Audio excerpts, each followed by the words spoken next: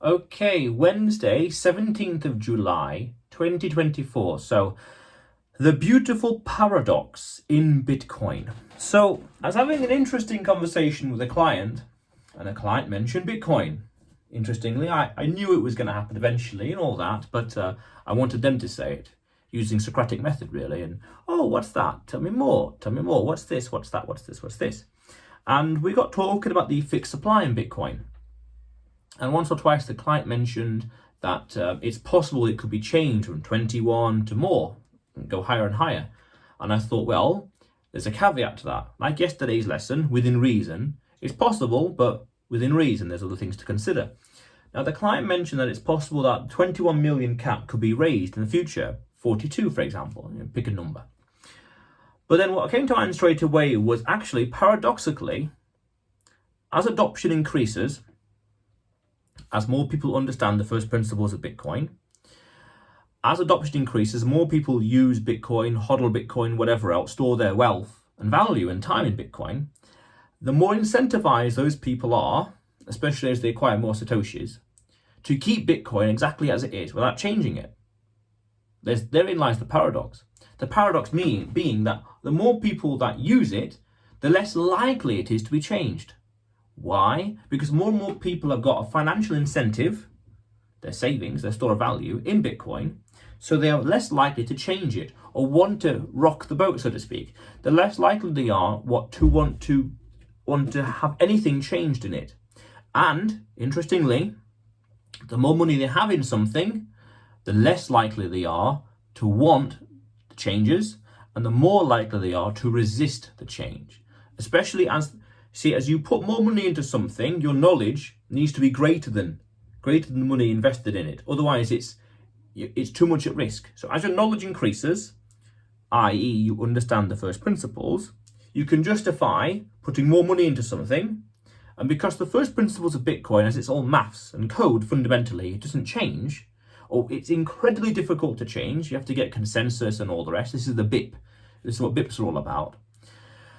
As it's increasingly, it's very difficult to change, but because more and more people will be using it and storing their value in it and know about it, they'll be more diligent towards any changes, they would scrutinize the changes more, and they'd be less inclined to want to have changes in general because they understand the first principles of it.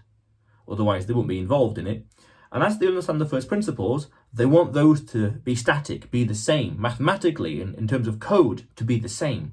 Not to change here and there and this and that and all the rest, once a year or whatever else, or once every quarter. No, it's the same. Even the Satoshis that were around in 2009 and 10 will and would function on apps and wallets made today because the code is fundamentally the same. That's powerful. So therein lies the paradox. It's a beautiful paradox, really. The more people that understand Bitcoin, the first principles, the tech, the more they adopt and use, the more likely they are to resist, or more resistant they are to change. Interesting. And that highlights the first principles. And as that continues over time, we see the first principles never changing. The market price and sentiment can go wherever it wants to go.